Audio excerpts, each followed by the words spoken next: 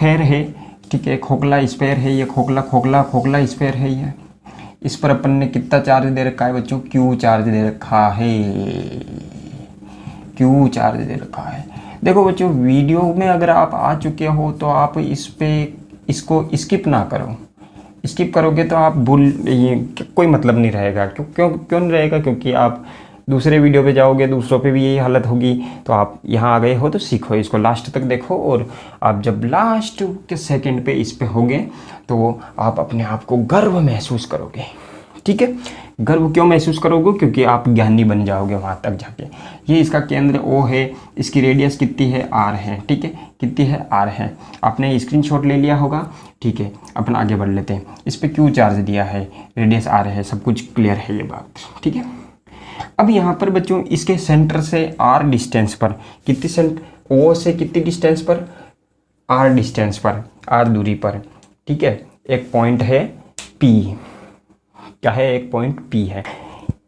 ये पॉइंट कहाँ हो सकता है, देखो एक पॉइंट P है, R दूरी पर एक पॉइंट P है। तो देखो ये पॉइंट यहाँ हो सकता है, यहाँ हो सकता है, यहाँ हो सकता है, कहीं भी हो सकता है। मतलब 3 ऐसी पोजीशन बन रही है, 3 ऐसी कंडीशन बन रही है यहाँ पे कि ये पॉइंट जो है ना बच्चों, ये पॉइंट एक तो इसके बाहर भी हो सकता है, एक इसके सरफेस पे, या फिर क्या बोलते हैं इसको, पृष्ठ पर हो सकता है, और एक कहाँ हो सकता है, इनसाइड हो सकता है, यानी अंदर हो सकता है, ठीक है। तो ये पॉइंट P यहाँ पे हो, यहाँ पे हो, यहाँ पे कहीं भी हो, अपने को कोई मतलब नहीं है। मान लो ये अगर पॉइंट P होता तो क्या होता, यहाँ पर इसकी डिस्टेंस कितनी होती बच्चों, यहाँ से यहाँ तक की डिस्टेंस कितनी होती, स्मॉल r होती, यहाँ से यहाँ तक की, O से यहाँ तक की। O से मापेंगे डिस्टेंस, कहाँ से मापेंगे, O से मापेंगे, ठीक है। तो यहाँ से इसकी डिस्टेंस हो जाएगी। अब बात कर लेते हैं अपन, इस कंडीशन में ये स्मॉल r का मान जो है वो कैपिटल R से बड़ा दिख रहा है। मतलब ये जब भी आपको लिखा हुआ मिल जाए तो आपको पता चल जाएगा ये बिंदु कहाँ है, आउटसाइड है। कहाँ है, आउटसाइड का मतलब क्या है, बाहर है। समझ में आ गई होगी। अगर मान लो ये पॉइंट यहाँ नहीं होता, अभी अपन इसका पूरा कच्चा चिट्टा पढ़ रहे हैं, ठीक है। ये पॉइंट अगर P यहाँ होता तो क्या होता बच्चों, इस कंडीशन में स्मॉल r का मान और कैपिटल R का मान जो है वो बराबर हो गया, ठीक है। ये R होता, यहाँ से यहाँ तक का R होता, तो ये कंडीशन हो जाती। ये कंडीशन जब आएगी तो आप क्या बताओगे, कहाँ आई है, सरफेस पर है। सरफेस का मतलब कहाँ है, पृष्ठ पर है इसके। और अगर ये पॉइंट यहाँ नहीं होता बच्चों, कहाँ होता, यहाँ होता, और ये डिस्टेंस R होती है यहाँ से यहाँ तक की। तो मुझे दिख रहा है इस कंडीशन में इस कैपिटल R जो है वो बड़ा है, या फिर स्मॉल r छोटा है इससे। पता चल गया होगा आपको क्यों है, ठीक है, क्यों है। तो इस कंडीशन में ये कहाँ होगा, इनसाइड होगा। कहाँ होगा, इनसाइड होगा, या फिर कहाँ होगा, अंदर होगा। तो आपको क्लियर हो चुका होगा, ठीक है। ये बात तो अपने को क्लियर है, क्योंकि आपको देखो बच्चों पोटेंशियल निकालना है। तो पोटेंशियल का फॉर्मूला क्या होता है, पोटेंशियल का फॉर्मूला होता है V = minus integration infinite to R, यानी कि अभी समझा दूंगा मैं, ठीक है, E.dr। ये बात ठीक है। ये E.dr क्या है, तो यूनिट चार्ज को, यानी कि इकाई आवेश को इनफाइनाइट से R तक लाने में वर्क है। इनफाइनाइट से पकड़, देखो इनफाइनाइट कहाँ है, उधर मानने की इधर मानने, चलो इधर मान लेते हैं, वो इनफाइनाइट है, ठीक है। वहाँ से अपन चार्ज को पकड़ के ला रहे हैं, धीरे धीरे धीरे धीरे धीरे। कहाँ ला रहे हैं, जहाँ पर ये पॉइंट P है वहाँ पे ला रहे हैं, ठीक है। ये R डिस्टेंस पे ला रहे हैं, ठीक है। कहीं भी हो सकता है, कोई फ़र्क नहीं पड़ेगा। तो सबसे पहली बात बच्चों की हम इलेक्ट्रिक फील्ड E की वैल्यू देख लेते हैं। तो क्या हर जगह एक जैसी है, या हर जगह एक जैसा फॉर्मूला है, क्या हर जगह डिस्टेंस के साथ जो इलेक्ट्रिक फील्ड है वो एक जैसा परिवर्तित हो रहा है, चेंज हो रहा है, वो देख लेते हैं अपन। विद्युत क्षेत्र कैसे बदल रहा है।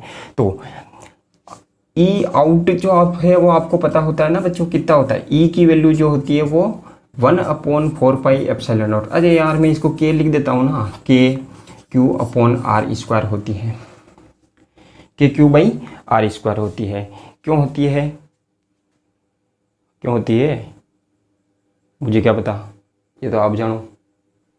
तो देखो KQ/R² होती है, और क्या होता है R कैपिटल। ये आपको फॉर्मूला पता है, अपन इसको पढ़ चुके हैं और आप जाके आराम से इसको अपने ही चैनल पे लिख सारा का सारा मिल जाएगा इसका मामला भी।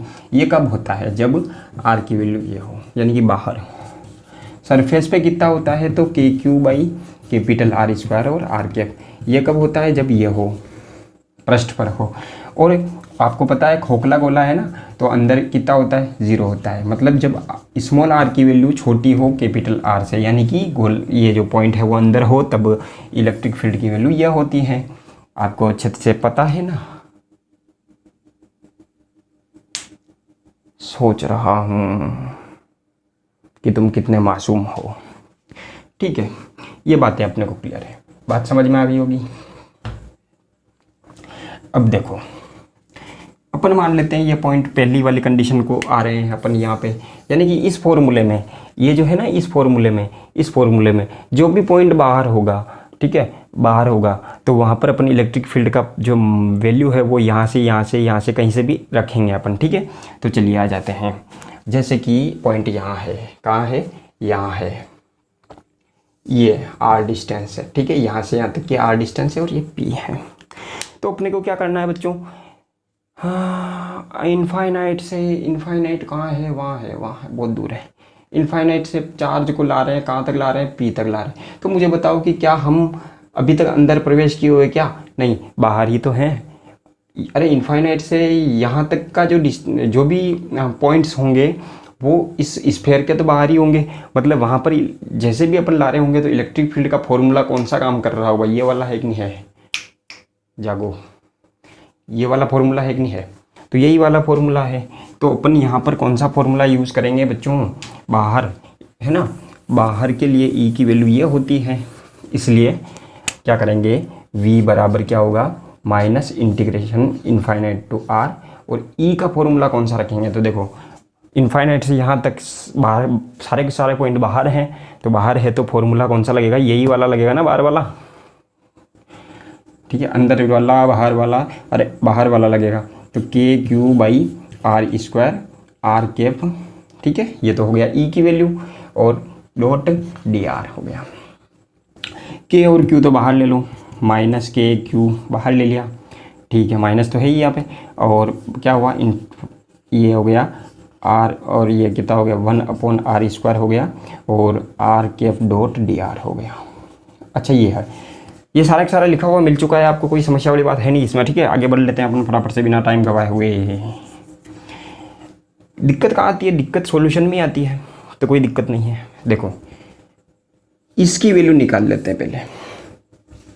देखो आर कैप और डी आर की डायरेक्शन सेम है, यहाँ पे अपन पहले ही डिस्कस कर चुके हैं। अगर आप सारे के सारे वीडियो पहले वाले देखे होंगे तो आपको यहाँ पे कोई भी कष्ट नहीं होने वाला, मानसिक कष्ट नहीं होने वाला। ठीक है, तो अपन आगे बढ़ लें इसमें। आर कैप और डी आर जो है वो क्या है, समांतर है एक दूसरे के, पर पैरेलल है। ठीक है, पैरेलल है यानी कि देखो अब ए डॉट बी वाला फॉर्मूला होता है, तो ए का मैग्नीट्यूड, बी का मैग्नीट्यूड, बी का मैग्नीट्यूड और कोस थीटा। अब क्योंकि ये पैरेलल है तो इसके लिए मतलब इसका इन दोनों के बीच में एंगल कितना हो गया, इन दोनों के बीच में एंगल कितना हो गया, 0 हो गया है। मुझे बताने की ज़रूरत नहीं है यार, इसमें आप बहुत समझदार हो वैसे भी। ठीक है, तो देखो अब आर, इसका ये तो यूनिट वेक्टर है, और यूनिट वेक्टर का भी मैग्नीट्यूड होता है 1, ये मैं पहले ही बता चुका हूँ। डी आर का मैग्नीट्यूड डी आर, और कोस थीटा का भी कितना है 1, यानी कि इसकी वैल्यू जो है ना, इसकी वैल्यू कितनी आई है, डी आर। समझ में आ गई होगी। मतलब ये हो गया माइनस के क्यू बाई, हाँ के क्यू इनफाइनाइट से आर तक, और 1/r स्क्वायर, और ये इसकी वैल्यू कितनी आ गई है, डी आर आ गई है। ठीक है, ठीक है, ठीक है, चलो माइनस लगा दिया, के क्यू लगा दिया। अच्छा, 1/r स्क्वायर का इंटीग्रेशन -1/r होता है। अपन ने potential due to a point charge वाला जो कंसेप्ट पढ़ा था, वहीं पर इसके बारे में मैंने बताया था। ठीक है, तो 1/r स्क्वायर का इंटीग्रेशन कितना होता है, -1/r, तो ये हो गया आपका -1/r। ठीक है, लिमिट कहाँ से कहाँ तक है, इनफाइनाइट से आर तक है। कोई समस्या वाली बात है नहीं, इसको मैं मिटा दूँ, बकवास है ये तो, बकवास है ना, नहीं है बकवास, सारी समझदारी वाली बात है। इस माइनस को बाहर ले लेंगे तो देखो क्या होगा, इस माइनस को बाहर ले लेते हैं, ये ख़त्म हो गया। ठीक है, अब देखो अब अपने को क्या करना है, के क्यू लिमिट रखनी है। अब इस आर की जगह पे ये लिखेंगे, पहले 1/r लिख दिया, माइनस लगाएंगे, फिर लोअर लिमिट कौन सी है, ये निम्न सीमा कौन सी है, 1/∞ लिख देंगे, ठीक है। और आपको पता है 1/∞ का मान कितना होता है, अरे भैया एक में इनफाइनाइट की भाग लगा दिया, डिवाइड कर दिया, अनंत का भाग लगा दिया, तो आपको पता है ये तो 0 होने वाला है, ठीक है। ये 0 हो गया, इसका मतलब क्या हो गया, सिर्फ ये आया, मतलब ये हो गया K Q by R. K Q by R का मतलब 1/4πε0 sorry K Q by R, Q by R, ये आपका हो गया इनसाइड के लिए, सॉरी आउटसाइड के लिए, पॉइंट आउटसाइड द स्फीयर। समझ गए होंगे आप लोग। बाहर वाले बिंदुओं के लिए ये फॉर्मूला होता है, ठीक है। चलो, और डायग्राम ये होता है। सरफेस की बात करते हैं, ठीक है, सतह के लिए, यानी कि एट द सरफेस, ठीक है। सरफेस पे आपको पता है आर की वैल्यू ये होती है, डायरेक्ट रख दो तो वी सरफेस यानी कि वी सतह पर कितना हो जाएगा, 1/4πε0 क्यू बाई आर। कोई दिक्कत नहीं, मिला दे। अब देखो सरफेस के लिए कौन सा डायग्राम बनाओगे, ये वाला बना दोगे। अब अंदर आ जाते हैं, यहाँ है ये पॉइंट, पी पॉइंट यहाँ है, आर ये है, ठीक है। आर क्या है, तो अब आक्रमण कर दो इस पे।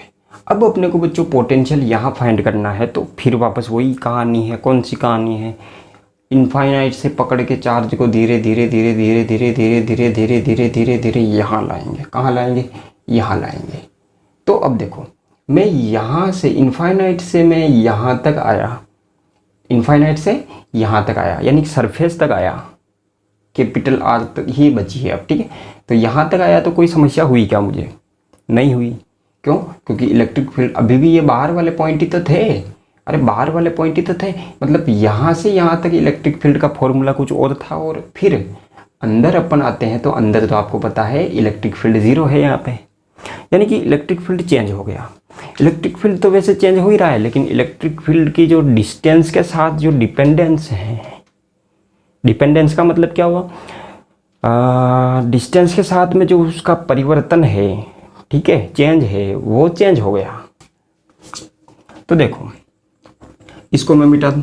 अब जो इम्पोर्टेंट बात हम करने वाले हैं वो कहाँ है, अंदर वाले बिंदुओं के लिए आर की वैल्यू ये होती है, आपको पता है, ठीक है। और अभी मैंने समझाया भी है कि हम इनफाइनाइट से पकड़ के यहाँ लाएंगे, मतलब कि यहाँ से यहाँ तक तो इलेक्ट्रिक फील्ड का फॉर्मूला कुछ और था, और यहाँ से फिर यहाँ तक, यहाँ से यहाँ तक, यहाँ से यहाँ तक इलेक्ट्रिक फील्ड का फॉर्मूला कुछ और है। और इलेक्ट्रिकल फील्ड 0 है आर यहाँ पर अंदर, ठीक है। तो देखो इस कंडीशन में यहाँ पर पोटेंशियल का फॉर्मूला तो वही लिखेंगे एक बार अपन, माइनस इंटीग्रेशन 0 से आर, इनफाइनाइट से R E dot D are. तो इस इंटीग्रेशन को अपन 2 भागों में बांट देंगे। देखो ये माइनस तो अपनी जगह लिख दिया मैंने, ठीक है। इस इंटीग्रेशन को 2 भागों में बांट सकते हैं। कहाँ से कहाँ तक, कहाँ से कहाँ तक, कहाँ से कहाँ तक, इनफाइनाइट से कैपिटल आर।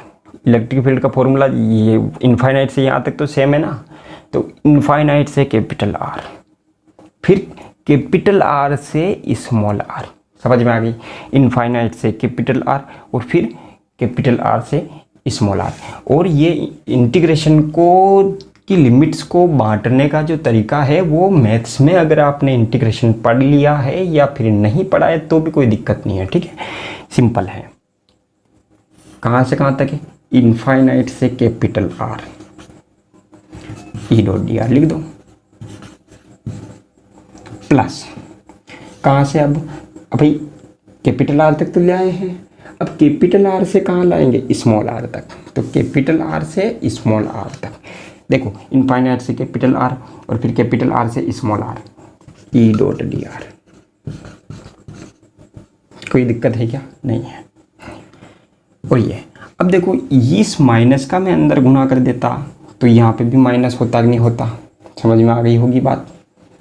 अब देखो, इस यहाँ पे दो पद हैं, ये वाला जो यहाँ पर इस जगह पे इलेक्ट्रिक फील्ड का कौन सा है? ये अंदर वाले बिंदु है कि नहीं है? देखो, यहाँ से यहाँ तक वाले जो पॉइंट है, यहाँ से यहाँ तक वाले जो पॉइंट है वो तो अंदर है ना, तो ये तो अंदर है। और ये वाला कौन सा हो जाएगा? ये बाहर वाला हो जाएगा, इलेक्ट्रिक फील्ड बाहर वाला हो जाएगा। और अभी इसका अपन ने किया है, मैंने अभी बताया था वहाँ पे, ठीक है। ये तो पृष्ठ तक लाने में कितना वर्क करना पड़ रहा है इसको, तो देखो माइनस अभी इसका निकला था ना 1/4 पाई एप्सिलॉन नॉट Q/R। ये तो इसकी वैल्यू हो गई, किसकी? इसकी वैल्यू तो ये हो गई, यानी कि फर्स्ट जो टर्म है उसकी वैल्यू तो ये हो गई। और माइनस सेकंड टर्म की बात करते हैं तो आपको पता है ई जो है वो ज़ीरो होता है। कब ज़ीरो होता है? जब ये वाली कंडीशन हो, ये वाली कंडीशन हो, यानी कि अंदर यहाँ से यहाँ तक तो इलेक्ट्रिक फील्ड है ही नहीं, है क्या? यहाँ से यहाँ तक तो इलेक्ट्रिक फील्ड है ही नहीं। अगर इलेक्ट्रिक फील्ड है ही नहीं तो कार्य भी नहीं करना पड़ेगा आपको, वर्क भी नहीं करना पड़ेगा। लेकिन ठीक है, वर्क भी नहीं करना पड़ेगा, मतलब ये चीज़ जो है वो किसके बराबर हो जाएगी? ज़ीरो के बराबर हो जाएगी। ये चीज़ किसके बराबर हो जाएगी? ज़ीरो के बराबर हो जाएगी। ये किसके बराबर हो जाएगी? ये वाली चीज़ ज़ीरो के बराबर। क्यों ज़ीरो के बराबर हो जाएगी? Because inside the sphere electric field is zero, so no work is done to shift a charge inside the sphere. ये स्फीयर के अंदर किसी भी चार्ज को शिफ्ट करने के लिए कोई वर्क नहीं करना पड़ेगा। तो ये हो गया, वर्क करना पड़ा। देखो कहाँ से कहाँ तक, इनफाइनाइट से यहाँ तक लाने में तो आपको जोर आया होगा ना, ठीक है। यहाँ से यहाँ तक कोई समस्या नहीं है, लेकिन हाँ यहाँ तक लाने के लिए वहाँ से कुछ वर्क तो करना पड़ा ना बाहर लाने तक, ठीक है। तो ये हो गया। तो V इन तो चल रहा था ना ये V इन, तो V इन का फॉर्मूला क्या आया है? 1/4 पाई एप्सिलॉन नॉट Q/R। समझ में आ गया? चलो, और ये किसके बराबर है? ये तो सरफेस वाले के बराबर हो गया है।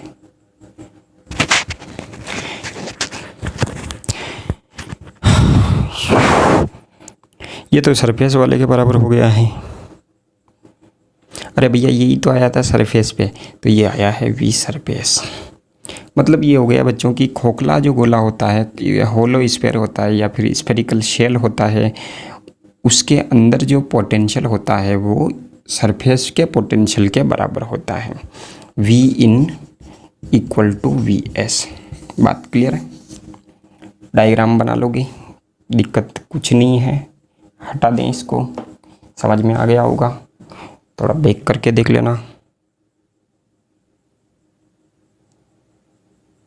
ठीक है। चलो अब मैं तीनों के फॉर्मूले लिख देता हूँ, ठीक है। Outside, surface, inside. V out KQ/R, surface VS KQ/R, V in KQ/R। अभी निकाला था, ग्राफ बना लो। चलो OER, ठीक है। एक पॉइंट ले लेते हैं, ये वाला पॉइंट जो है वो इसके इधर क्या है, इसके उधर क्या है, ठीक है। इसको अपन, क्योंकि इसके इधर कुछ अलग है, इसके इधर कुछ अलग है, ठीक है। तो केंद्र पर आते हैं, ये क्या है? केंद्र है। डिस्टेंस बढ़ाते जा रहे हैं, पोटेंशियल किस तरीके से चेंज हो रहा है वो देख रहे हैं। तो केंद्र पर देखेंगे तो ये तो अंदर वाला पॉइंट है, और अंदर जो पोटेंशियल होता है वो किसके बराबर है? यहाँ पे सरफेस पर जो पोटेंशियल है उसके बराबर है। तो सरफेस पर जो पोटेंशियल है उसके बराबर होने की वजह से मान लो सरफेस पर तो ये है ना, ये तो इसकी वैल्यू कुछ होगी, इतनी सारी होगी ना, इतनी सारी, ठीक है। फिर अपन दूर जाते जा रहे हैं, यहाँ स्मॉल आर की वैल्यू बढ़ाते जा रहे हैं, यहाँ तक। तो यहाँ तक अपन स्मॉल आर की वैल्यू बढ़ाएंगे ना सरफेस तक, तब तक क्या होगा? पोटेंशियल का यही वैल्यू रहेगी, मतलब फॉर्मूला ये आएगा, मतलब ये आएगा, ठीक है। उसके बाद में आपको पता है जो वी आउट है वो क्या है, वी आउट दिख रहा है, ये डिस्टेंस पे डिपेंड कर रहा है अब तो ये, ठीक है। तो इसका जो है वो डायग्राम ऐसा बनेगा। आपको पता है ना इन्वर्सली प्रोपोर्शनल वाला जो डायग्राम या व्युत्क्रमानुपाती वाला ग्राफ कैसा बनता है, ऐसा बनता है। तो यहाँ पे वी आउट जो है वो ऐसा है और वी सरफेस यहाँ पे है। इसकी वैल्यू कितनी है, KQ/R। ये इसका ग्राफ बन जाएगा, बिल्कुल समाप्त, ठीक है। तो आपसे ये पूछ लिया जाए बच्चों की केंद्र पर विभव कितना होता है, तो केंद्र पर विभव होता है सरफेस के पोटेंशियल के बराबर। खोखले गोले की बात कर रहा हूँ, होलो स्फीयर की बात कर रहा हूँ मैं, ठीक है। खोखले गोले की मैं बात कर रहा हूँ। अभी क्या है कि मैं रात में वीडियो बना रहा हूँ और ज़ोर ज़ोर से बोलूँगा तो लोग बोलेंगे कि ये पागल हो गया है कि अकेला बातें कर रहा है, इसलिए मैं इस माइक को पकड़े हुए हूँ और धीरे धीरे बोल रहा हूँ। तो मुझे ऐसा लगता है कि आप ज्ञानी हो चुके होंगे इस मामले में, ठीक है। बताओ, ठीक है, बाय।